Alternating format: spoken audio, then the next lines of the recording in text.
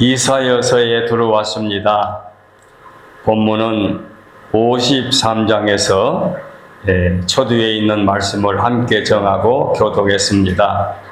은혜 받을 말씀의 제목을 주보에 옮긴 대로 구원의 복음이라 이렇게 정했습니다. 구원의 복음, 구약의 이사야서를 상고하면서 구원의 복음 이렇게 정한 데는 그만한 이유가 있습니다. 오늘 말씀을 다 들으시면 이래서 제목을 구원의 복음이라 이렇게 정했다고 이해하실 줄로 압니다.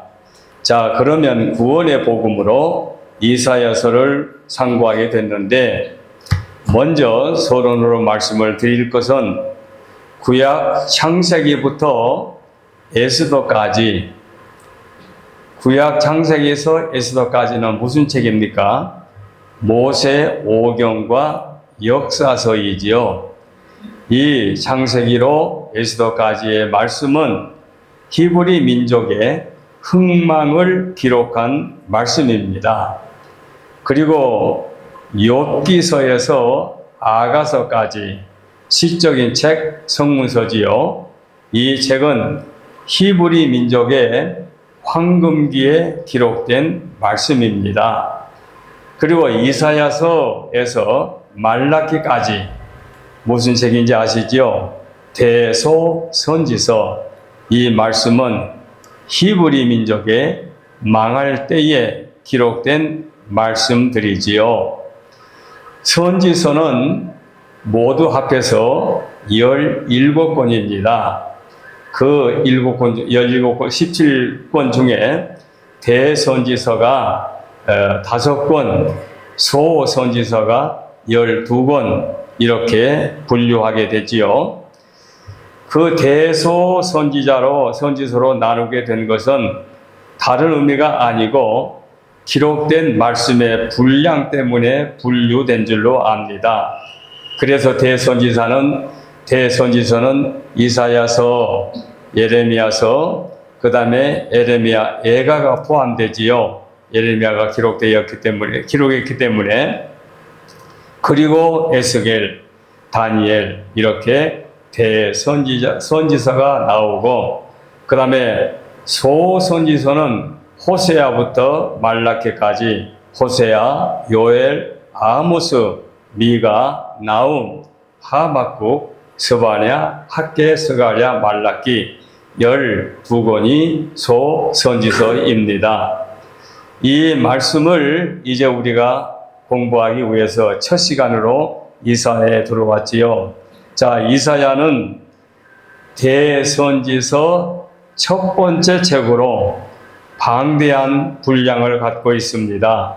창세기가 50장으로 되어 있는데 이사야서는 66장으로 된 책입니다. 이 방대한 책이 어떤 책인지 오늘 우리가 짧은 시간이지만 이사야서가 이런 책이구나, 이것을 우리가 공부하게 되면 우리 앞으로 신앙생활에 큰 유익이 될 줄로 압니다. 자, 이 선지서를 기록한 분들은 선지자들이 기록했지요. 그리고 신기하게도 모든 선지서의 책명이 선지자의 이름으로 기록되어 있지요. 그래서 이사야서는 이사야가 기록했다, 그 이름이 제목으로 되어 있으니까 그 다음에 예레미야서는 예레미야가 기록했다. 예레미야 역시 예레미야가 기록했지요. 그래서 선지자들이 기록된 책들은 단 한 권씩 기록했고 그 이름을 붙였는데 예레미야서만 예가가 첨가되어 있지요. 그 다음에 에스겔, 다니엘, 호세아, 요엘, 아모스, 미가, 나움, 하박국, 스바냐, 학개, 스가랴, 말라기 이렇게 선지자의 이름을 책명으로 붙여서 선지서가 기록되어 있고 책명이 정해져 있습니다.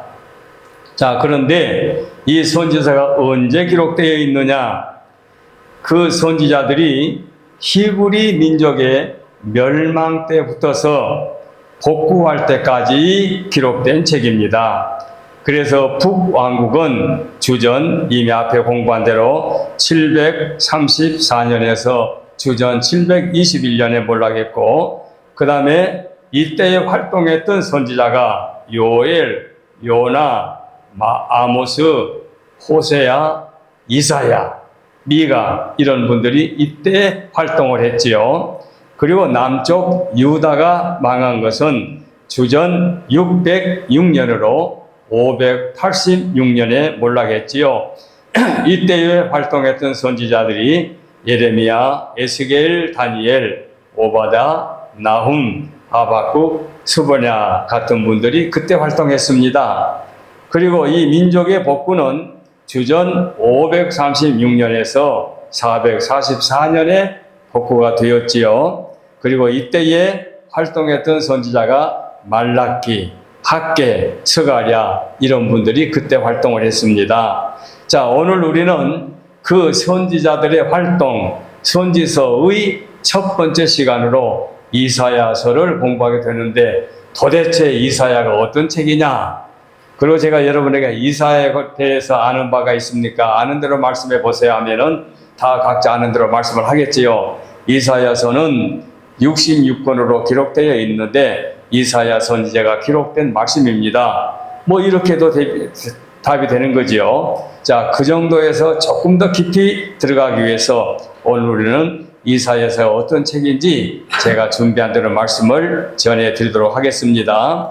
자, 첫 번째 대지는 저자 이사야에 관하여 설명을 하겠습니다. 선지자 중에 이사야는 어떤 선지자냐? 궁금하지요? 대선지자 중에 한 사람, 대선지서 중에 첫 번째 나오는 선지자, 이 이사야는 어떤 사람이냐? 어떤 활동을 했느냐? 그 사람은 어떻게 시작했고 어떻게 죽었느냐? 이사야에 관해서 쉽게 간략히 말씀을 드리겠습니다. 아까 말씀드린 대로 이사야서는 이사야 선지자가 기록된 책이지요. 그런데 그 이사야라는 이름에는 모든 성경의 인물들은 그 뜻이 있지 않습니까? 그 뜻이 있는데 이사야라는 이름은 여호와는 구원이시다는 뜻입니다. 매우 이름이 뜻이 깊지요. 여호와는 구원이시다. 여호와는 구원이시다. 이게 이사야의 이름입니다. 그런데 이사야는 이사야서 1장 1절을 보면은 거기에 무슨 의미가 나와요? 자, 성경 이사야 1장 1절을 제가 보겠습니다. 유다 왕 우시야, 요담과 아하스와 히스기야 시대에 아모스의 아들 이사야가 유다와 예루살렘에 관하여 준 계시라, 이렇게 시작합니다. 그러니까 무슨 말입니까? 이사야는 아모스의 아들이다. 아모스가 아버지다 그 말이죠. 이사야의 아버지는 아모스고 그는 어느 때? 유다 왕 우시야 왕 때. 그리고 우시야 왕뿐만 아니라 요담, 아하스, 히스기야 시대까지 활동했던 선지자다. 이렇게 1장 1절에서 우리는 그 답을 찾을 수가 있습니다. 그래서 이 이사야는 우시야 왕 때의 선지자로 활동했던 사람이다. 이렇게 알면 되겠습니다. 그리고 우시야 왕은 다른 이름으로 별명이 있는데 그 이름이 아샤라라는 이름을 갖고 있지요. 바로 이분은 주전 798년에서 747년까지 왕으로 통치했던 왕이지요. 그런데 이 우시야 왕은 너무너무 열심 있는 왕이 돼가지고 그는 여호와 신앙에 열심을 하다가 무슨 잘못을 범했는가 하니 제사장이 행할 직분을 왕인 본인이 하다가 이것이 월권이 되어가지고 저주를 받아서 문둥병을 얻게 되었지요. 그래서 마지막에 10년은 그가 왕으로 친히 일하지 못하고 아들 요담이 섭정을 하게 됩니다. 그래서 이사야의 활동은 우시야 왕 때에 출발해가지고 그가 이사야가 우시야, 요담, 아하스, 히스기야 시대까지 4대 왕에 거쳐서 선지자로 활동을 했습니다. 그리고 이 이사야가 선지자로 시작할 때가 그때가 나이가 얼마쯤 되느냐? 20대 초반이었습니다. 20대 초반으로 시작해가지고 아까 말씀드린 대로 우시야, 요담, 아하스, 히스기야 4대 왕에 거쳐서 활동을 했기 때문에 매우 오랜 기간을 선지자로 활동을 했지요. 우시야가 죽던 해부터 히스기야가 죽던 해까지만 해도 횟수가 49년입니다. 그런데 그 49년에다가 조금 더 그가 우시야 치세에 수년간 시작해가지고 므낫세 치세까지 활동한 것을 보게 되면은 무려 최소한도 47년에서 최장 64년에 거친 선지자 활동을 하게 된 거지요. 그래서 이사야의 선지자의 활동은 최소한도 60년 정도의 장기간을 선지자로 활동했다. 이런 답이 나옵니다. 자, 그렇다면은 그것이 사실이라면은 우시야가 누구냐? 역대하 25장에 있는 말씀을 보게 되면 그는 아마샤 왕의 아우였다고 나옵니다. 자, 그러면 이 우시야가 말하자면 이사야는 우시야의 종제가 되지요. 이것이 우시야 왕이 죽었을 때에 이사야에게 큰 상처를 받은 것이 6장 1절에 나오기도 합니다. 그래서 이사야는 이런 말하자면 왕가의 가문에서 선지자로 부름을 받게 된 거지요.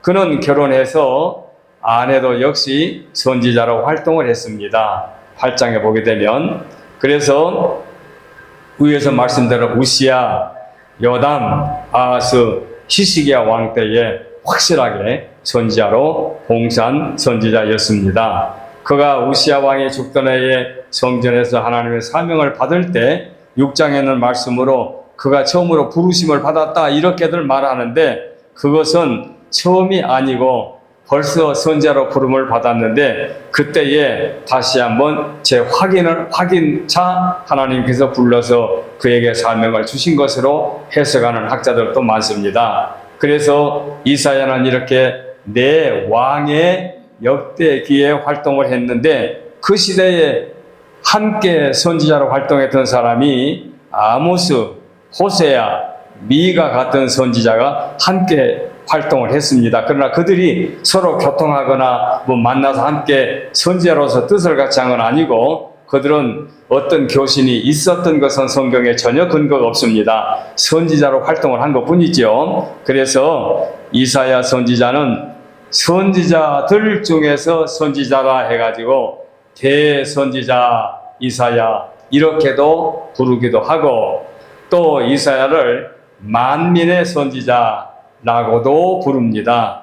그리고 선지자들 중에 왕이라고도 표현을 합니다. 그만큼 선지자로서 활동을 매우 활발하게 했고 다른 선지자들보다도 좀 으뜸 있게 활동을 했기 때문에 이런 아마 별명을 받은 줄로 압니다. 그리고 무엇보다도 이사야서를 보게 되면은 장차 오실 예수 그리스도에 관하여 세세하게 기록을 했습니다. 그래서 이사야 선지자가 기록된 구약의 메시아에 관한 그 말씀이 너무 자세히 수록되어 있기 때문에 이제 마지막에 나오겠습니다만은 이사야서를 제5복음서라고도 부릅니다. 제5복음서 좀 생소하지요? 그 말은 신약에 보면은 4복음서가 있지 않습니까? 마태가 기록한 마태복음, 마가가 기록한 마가복음, 누가가 기록한 누가복음, 요한이 기록한 요한복음에서 4복음서가 나오지요. 그런데 선지자가 기록된 이사야서를 보게 되면은 예수님에 관하여 너무나도 자세하게 기록되어 있기 때문에 이 이사야서를 제5복음서 또는 이사야서를 이사야 복음서라고도 부릅니다. 의미가 대단히 깊지요. 그래서 선지자 중에 으뜸인 선지자요, 그는 특별히 메시아에 관하여 특별하게 기록된 그와 같은 선지자다. 이렇게 여러분이 기억하시면 대단히 유익이 될 줄 압니다. 그리고 이사야의 활동 범위는 유대를 벗어난 일이 없고 예루살렘에서 활약했던 그런 분으로 사마리아에도 가본 경험이 없을 정도로 그는 예루살렘에서 활동을 했다고 그렇게 나와 있습니다. 그가 즐겨 사용한 상징이나 비유 등도 보면은 예루살렘과 그 주변의 사물들에 국한하는 거지, 더 국제적으로 더 먼 나라까지 찾아가서 여행하고 경험하고 그것을 기록에 참고하는 그런 일이 없었다는 얘기죠. 그리고 그 후 유다 왕국의 최대의 영주였던 히스기야 왕, 우리가 히스기야 왕을 알지요. 왕에게 크게 보필하여 그를 선한 정치를 가능하게 하였고 우시야 왕의 통치사를 기록하기도 했다고 언급하고 있습니다. 이사야는 사내림의 예루살렘 공격과 히스기야 왕의 병 치유에 관해서도 그는 크게 활약했던 선지자로 말씀하고 있습니다. 그리고 이사야서를 보게 되면 66장으로 기록되어 있죠. 그래 어떤 학자들은 이사야서의 1장에서 39장까지, 그 다음에 40장에서 66장까지를 분류하게 되면 뭐가 같습니까? 성경 66권과 그 장수가 비슷하지요. 구약이 39권, 신약이 27권, 합하면 66권. 그런데 이사야서를 합하면 66권, 1장에서 39권, 9장, 그 다음에 40장에서 66장. 그래 딱 분류가 되거든요. 내용을 읽어보면. 그래서 1장에서 40장까지, 그리고 39장까지, 그리고 40장에서 66장까지는 내용이 아주 현저하게 달라요. 그래서 어떤 학자들은 이사야서는 저자가 두 사람이다 라고 하는 사람도 있는데, 우리는 그렇게 생각지 않고 이사야의 초년에 기록되었고 말년에 기록한 것으로 이렇게 우리는 해석을 합니다. 그래서 이사야는 이사야서를 기록했는데 앞에 부분과 뒤에 부분이 마치 성경의 66권을 둘로 나누어서 구약과 신약으로 나누는 것과 비슷하게 분류가 되는 것을 또 후에 자세히 말씀드리겠습니다. 그리고 이사야는 어떻게 죽었느냐? 랍비들의 전승에 의하게 되면은 순교를 했는데 너무나도 가혹하게 순교를 당했습니다. 므낫세의 우상 숭배를 반대하다가 이것의 미움을 받아가지고 어떻게 죽었느냐? 두 나무 판에 중간에 말하자면 묶임을 받아가지고 결박이 되어가지고 톱으로 썰어서 죽였습니다. 얼마나 잔인합니까? 양쪽에 나무로 묶어가지고 톱으로 캐서 죽였다. 이 말씀이 히브리서 11장에 나오지요. 그래서 그 11장에 보면은 톱으로 캐서 죽였다는 말씀이 이사야 선지자의 죽음을 가라앉히는 말씀이라고 해석을 하지요. 이렇게 이사야는 큰 대선지자로 순교의 제물이 되기까지 아름다운 업적을 우리에게 남겨주었습니다. 자, 이사야 선지자가 이런 사람이라고 하는 것을 여러분이 기억해 두시고, 자, 이제 66권의 이사야서를 어떻게 쉽게 전달하면 우리 식구들이 이해하기 쉬울까? 제가 기도하면서 준비한 말씀이 두 대지로 나눕니다. 자, 이제 두 번째 대지로는 본 이사야서의 구조와 목적을 제가 말씀해 드리겠습니다.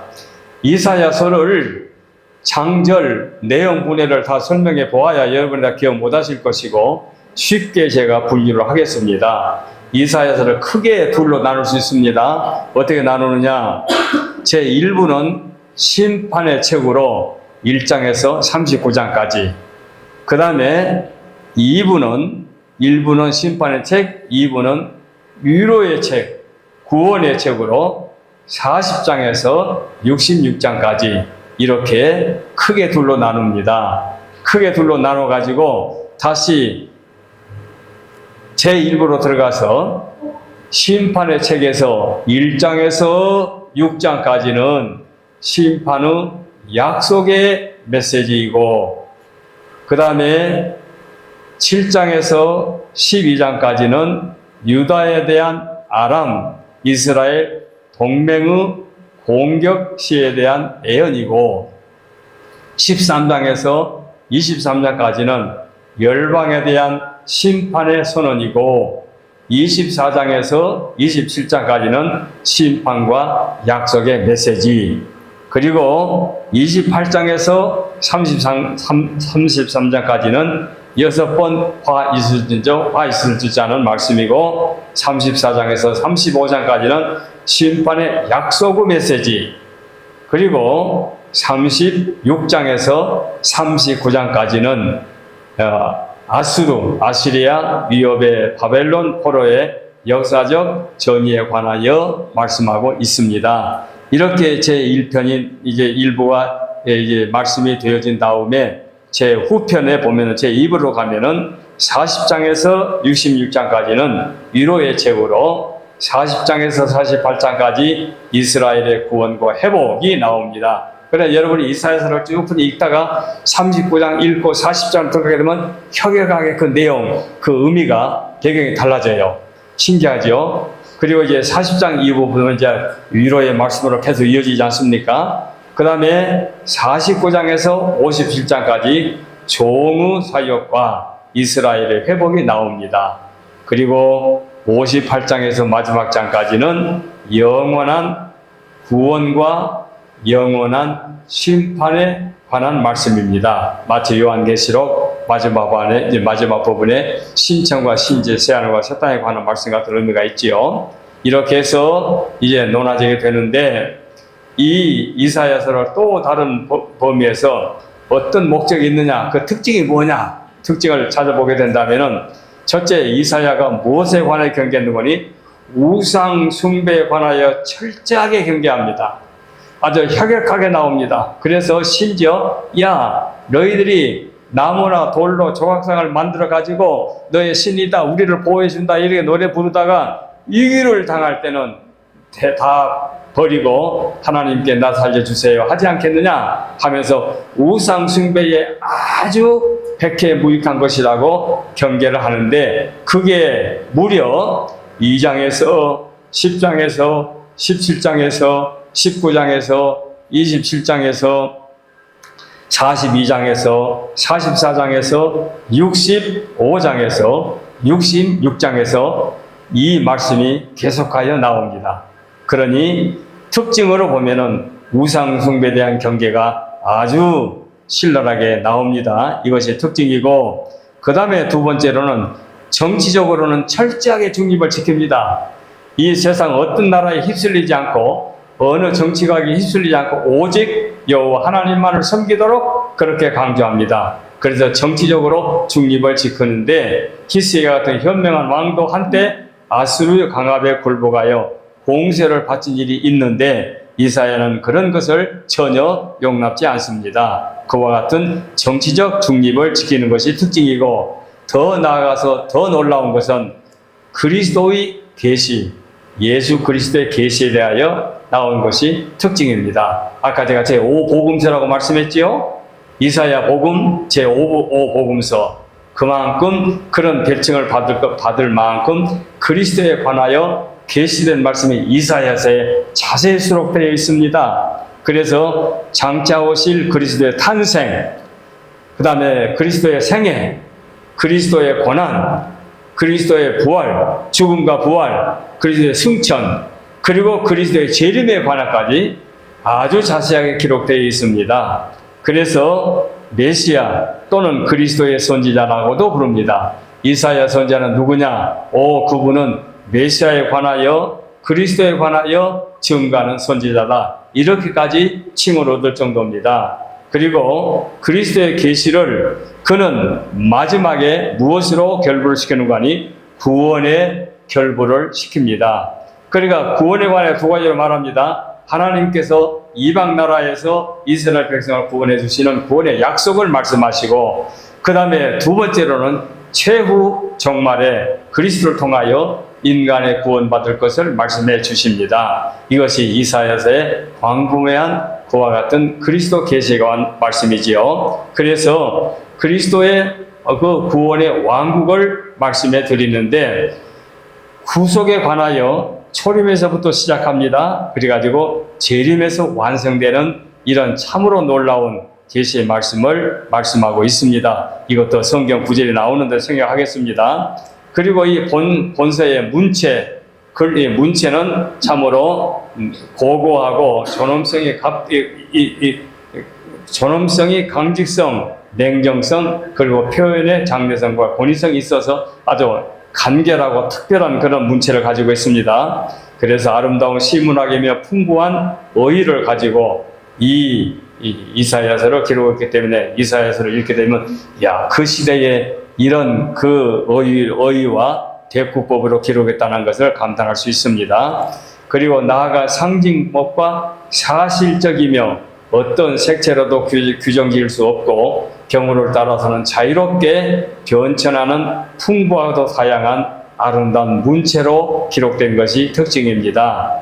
자, 이제 그보다 더 중요한 것은 제 세 번째 대지로 본서의 신학 사상입니다. 신학 사상.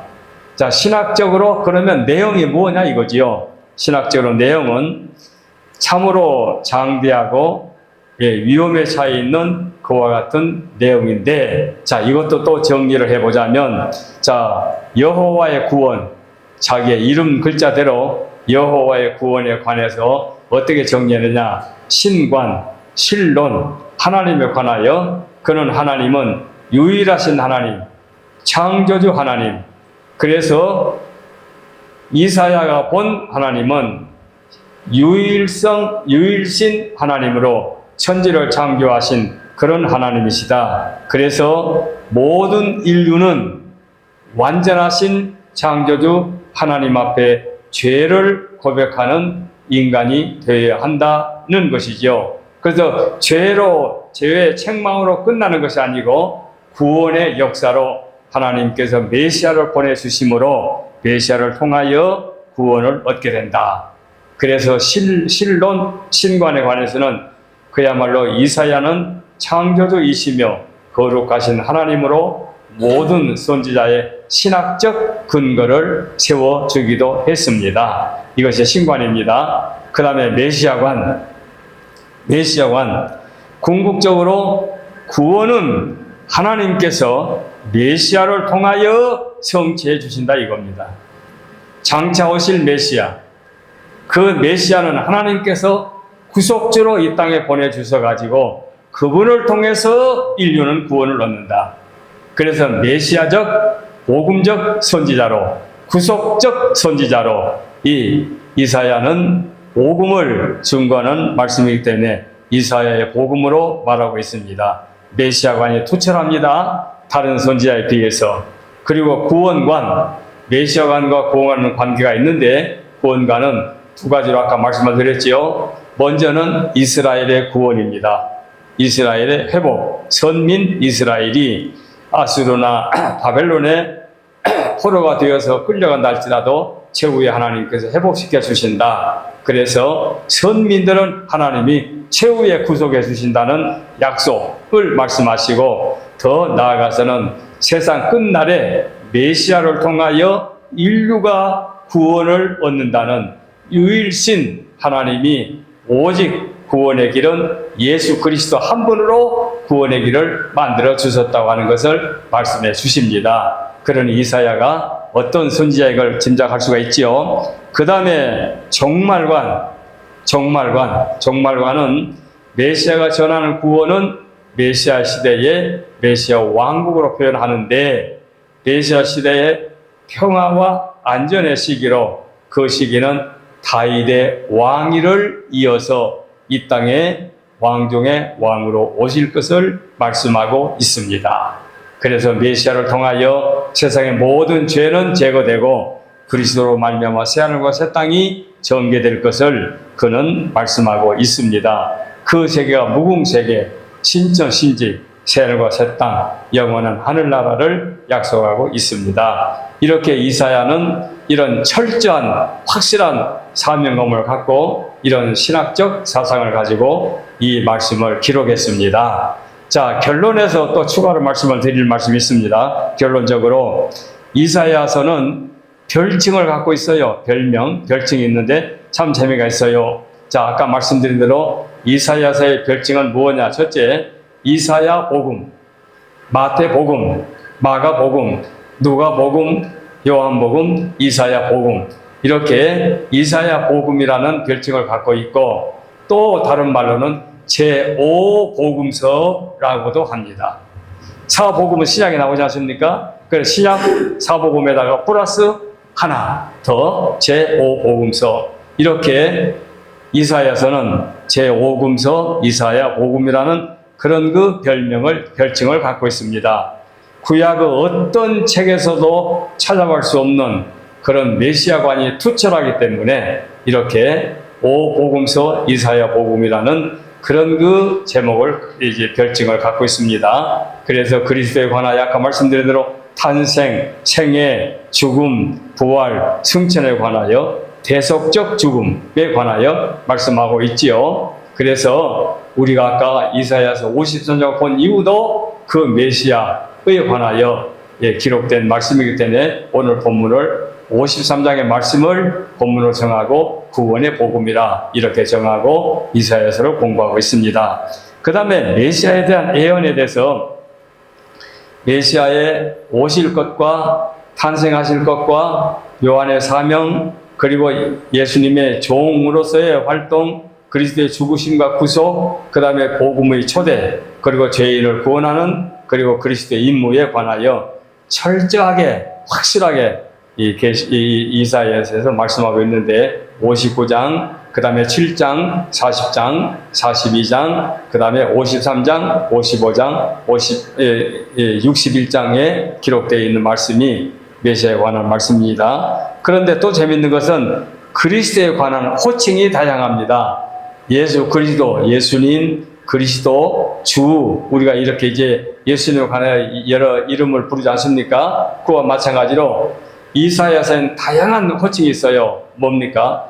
여호와, 임마누엘, 아기, 아들, 기묘자, 모사, 전능하신 하나님, 영존하신 아버지, 평강의 왕, 싹, 줄기, 가지, 이스라엘의 거룩한 자, 영화로운 멸류관, 아름다운 화관, 기초, 여호와의 가지, 구속자, 왕, 여호와의 팔, 질고를 아는 자, 의로운 종, 백성의 언약, 이방의 빛, 만민에 대한 증거, 만민의 인도자와 명령자, 기호, 나의 종, 나의 택한 자, 마광한 살, 자기 앞에 사자, 그 다음에 여호와의 영광, 시온의 구원.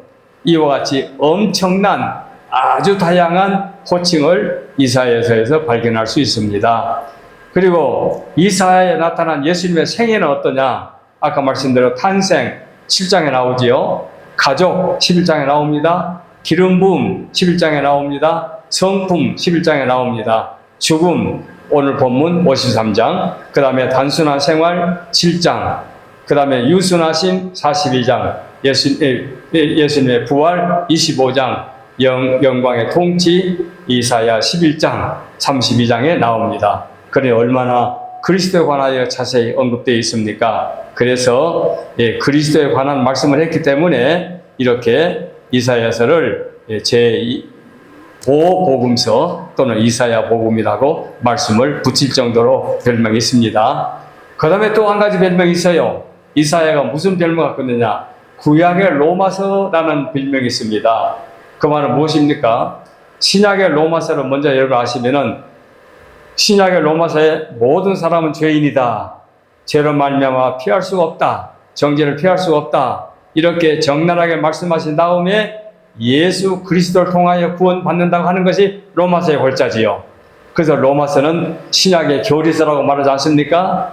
그런데 이 구약의 이사야서를 신약의 로마서라고 별명을 붙입니다. 그 말은, 그 이유는 뭔 거니? 아까 말씀대로 이사야서 앞부분에 보면은 이스라엘의 죄가를 자세히 설명합니다.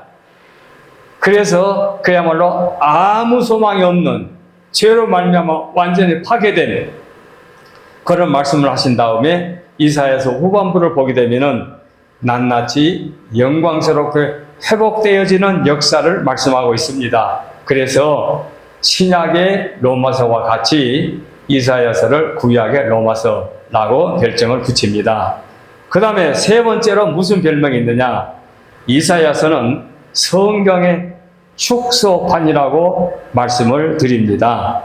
이미 위에서 언급을 많이 한 대로 66장을 앞부분은 구약의 1권에서부터 39권까지, 신약의 1권에서 27권까지 이렇게 나눠진 것처럼 구약의 39권, 신약의 27권으로 분명히 나눠졌기 때문에 앞부분과 뒷부분을 합해서 이사야의 앞부분은 구약, 이사야의 뒷부분은 신약 해서 성경의 축소판이라고 별명을 붙이기도 합니다.